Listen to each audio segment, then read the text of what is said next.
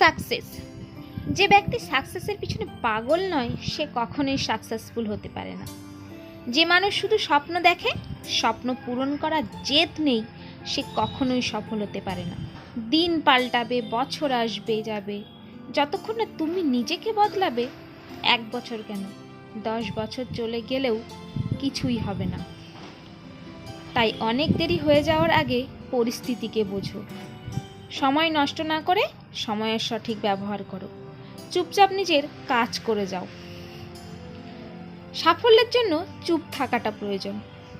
কোনো নতুন কাজ করছো, শুধু নিজের মুখটা বন্ধ রাখো, চুপচাপ পরিশ্রম করে চলো, দেখবে সাফল্য তোমারই হবে। ভালোবাসা, নিজের লক্ষ্য, নিজের স্বপ্ন, এগুলি সবসময় একা করতে হয়। যত বেশি সবাইকে বলবে, তত নিজের লক্ষ্যের মাঝে বাধা পড়বে।